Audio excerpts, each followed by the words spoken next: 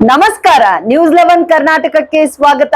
ನಾನು ಥಾನಮ್ಮ. ವಿಶ್ವ ಪರಿಸರ ದಿನಾಚರಣೆಯ ಅಂಗವಾಗಿ ಹಾಗೂ ಕ್ರಿಕೆಟ್ ಆಟಗಾರ್ತಿ ರಾಜೇಶ್ವರಿ ಗಾಯಕ್ವಾಡ್ ರವರ ಜನ್ಮದಿನದ ಅಂಗವಾಗಿ ಇಂದು ರಾಮನವಮಿ ಉತ್ಸವ ಸಮಿತಿ ಹಾಗೂ ಸ್ವಚ್ಛ ನಗರ ಫೌಂಡೇಶನ್ ಮತ್ತು ಲಯನ್ಸ್ ಕ್ಲಬ್ ವತಿಯಿಂದ ನಗರದಲ್ಲಿ ಸಸಿ ನೆಡುವ ಕಾರ್ಯಕ್ರಮ ಹಾಗೂ ಪೌರ ಕಾರ್ಮಿಕರಿಗೆ ಹೊದಿಕೆ ಕೊಡುವುದರ ಜೊತೆಗೆ ಉಚಿತ ಆರೋಗ್ಯ ತಪಾಸಣಾ ಶಿಬಿರ ಮತ್ತು ರಕ್ತದಾನ ಶಿಬಿರ ಹಮ್ಮಿಕೊಳ್ಳಲಾಯಿತು. ವಿಶ್ವ ಪರಿಸರ ದಿನಾಚರಣೆ ಅಂಗವಾಗಿ ಇವತ್ತು ನೂರಾರು ಸಸಿಗಳನ್ನು ನಟ್ಟು ಇವತ್ತು ರಾಜೇಶ್ವರಿ ಗಾಯಕ್ವಾಡ್ ಅವರ ಜನ್ಮದಿನ ಆಚರಣೆ ಮಾಡ್ಕೋಬೇಕಾಗಿತ್ತು. ಆದರೆ ನಿನ್ನೆ ಆಗಿದ್ದ ಘಟನೆಯಿಂದ ಅವರು ಒಂದು ಅಭಿಮಾನಿಗಳ ನಮ್ಮ ದೇವರು ತಂದು ಅವರು ಕೂಡ ಬರ್ತ್ಡೇ ಆಚರಣೆ ಮಾಡ್ಕೊಳ್ಳೋದು ಬೇಡ ತಂದು ಇವತ್ತು ಸಸಿ ನಡುವ ಕಾರ್ಯಕ್ರಮ ಪ್ಲಸ್ ಪೌರ ಕಾರ್ಮಿಕರಿಗೆ ಒಂದು ಹೊದಿಕೆ ಕೊಡುವುದೊಂದು, ಅವ್ರಿಗೆ ಗೌರವ ಕೊಡುವುದೊಂದು ಮತ್ತು ಉಚಿತ ಆರೋಗ್ಯ ಶಿಬಿರ, ತಪಾಸಣಾ ಶಿಬಿರ ಹಾಗೂ ರಕ್ತದಾನ ಶಿಬಿರ ಕೂಡ ಮಾಡಿದ್ದೇವೆ. ಈ ರಾಮನವಮಿ ಉತ್ಸವ ಸಮಿತಿ ಹಾಗೂ ಸ್ವಚ್ಛ ನಗರ ಫೌಂಡೇಶನ್ ಹಾಗೂ ಲಯನ್ಸ್ ಕ್ಲಬ್ ಅವರ ವತಿಯಿಂದ ಎಲ್ಲರೂ ಸೇರಿ ಇದೊಂದು ಕಾರ್ಯಕ್ರಮ ಮಾಡಲಾಯಿತು.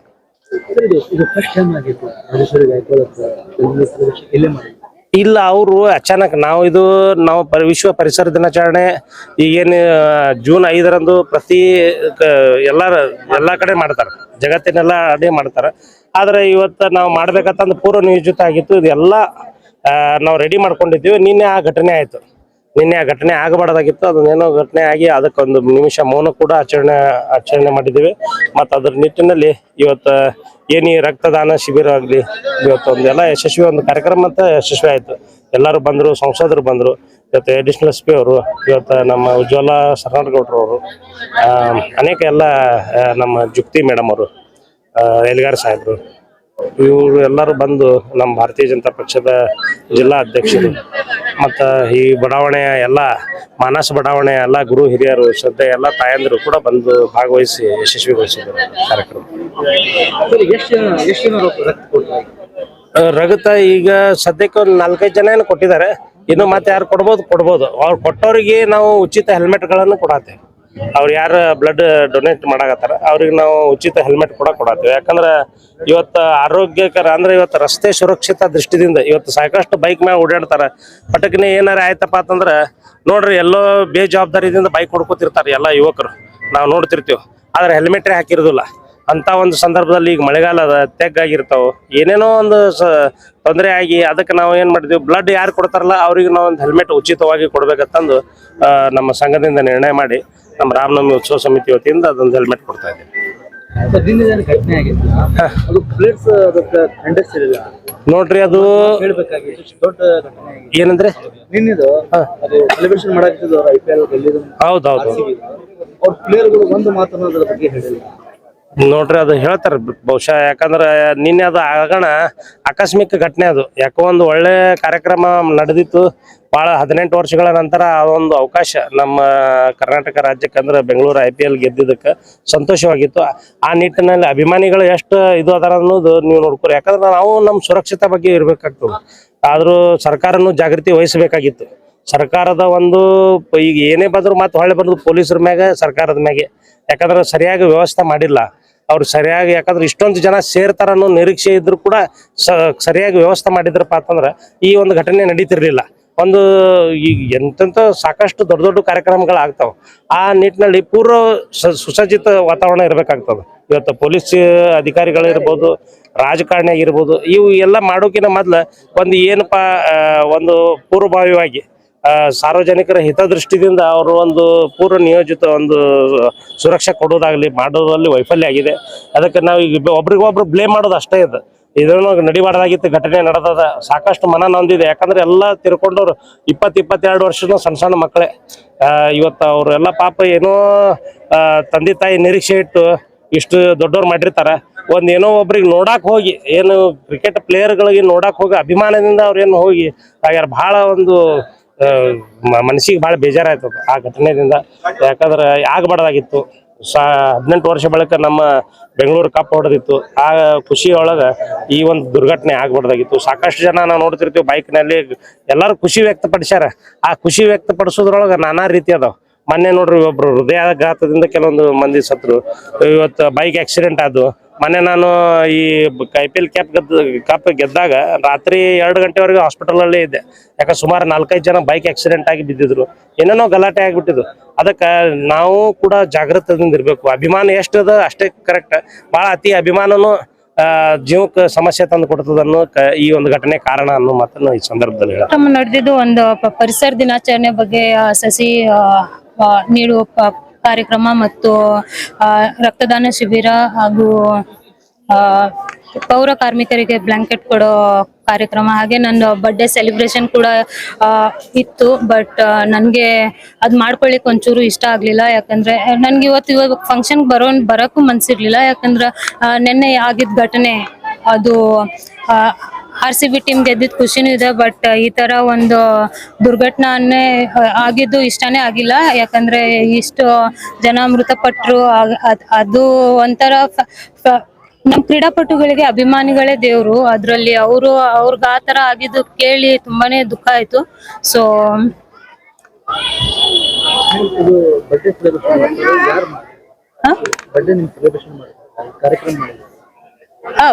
ಇದು ಅಶೋಕ್ ಜಾಧವ್ ಸರ್ ಮತ್ತು ವಂದಾಲ್ ಸರ್ ಎಲ್ಲರೂ ಸೇರಿ ನಮ್ಮ ಬ್ರದರ್ ಕೂಡ, ಸೊ ಅವರೆಲ್ಲ ಪ್ಲಾನ್ ಮಾಡಿದ್ದಿತ್ತು.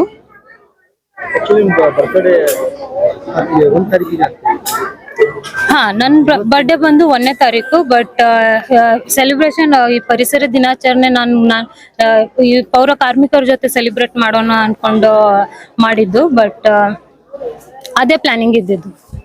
ನಿನ್ನೆ ಬೆಂಗಳೂರಲ್ಲಿ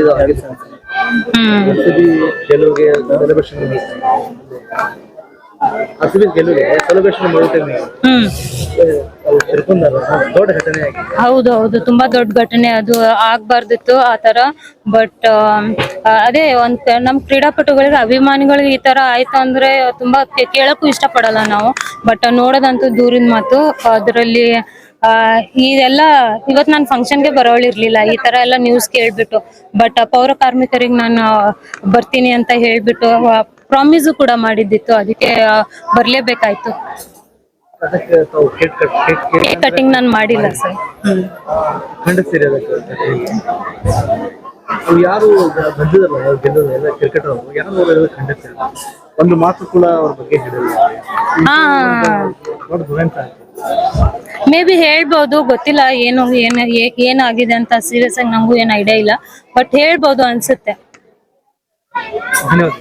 तो मैं यहाँ पे आया था, उमेश सर ने बुलाया था मुझे। आज राजेश्वरी गायकवाड़ का बर्थडे के लिए हम लोग सेलिब्रेशन कर रहे थे।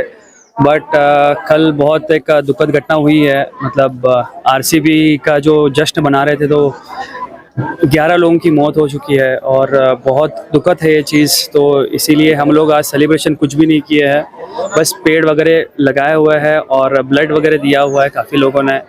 तो बस उसी के साथ हम लोग ये सेलिब्रेशन ऐसा कर रहे हैं। और यहाँ पे काफ़ी लोग उपस्थित है, एडिशनल SP है, रमेश जिगजिनी सर है और काफ़ी लोग आए हुए थे। तो इनविटेशन की वजह से हम भी आए थे यहाँ पे और बस यही एक कार्यक्रम था। एक तरफ RCB की खुशी थी तो दूसरी तरफ एक गम हो गया। बिल्कुल बिल्कुल बिल्कुल, बहुत था, हमको बहुत खुशी भी थी और बहुत इमोशनल भी हो गए। बिकॉज 18 ईयर्स के बाद ये चीज़ हो गई, कब जीते थे हम लोग। और ये बेंगलोर के लिए और कर्नाटक के लिए बहुत ज़्यादा गर्व की बात थी। बट जो कल का जो हुआ है तो उसमें बहुत दुखद घटना हुई है एंड बहुत सैड है हम सब लोग उसके लिए। ये किसकी वजह से हुआ है? क्या ये जवाबदारी थी?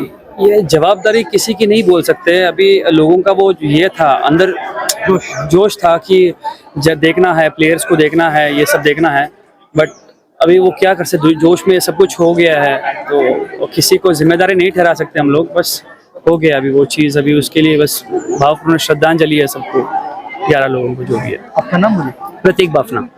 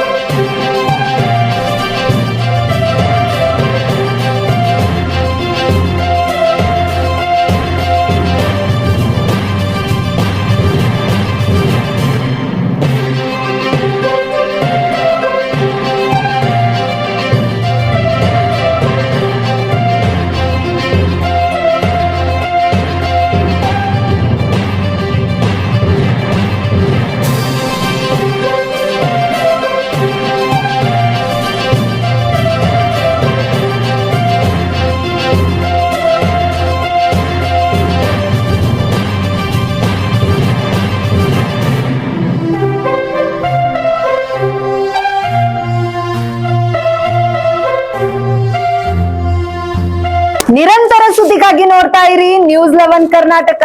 ಲೈಕ್ ಮಾಡಿ, ಶೇರ್ ಮಾಡಿ, ಸಬ್ಸ್ಕ್ರೈಬ್ ಮಾಡಿ ಹಾಗೂ ಬೆಲ್ ಐಕಾನ್ ನ ಒತ್ತಿರಿ.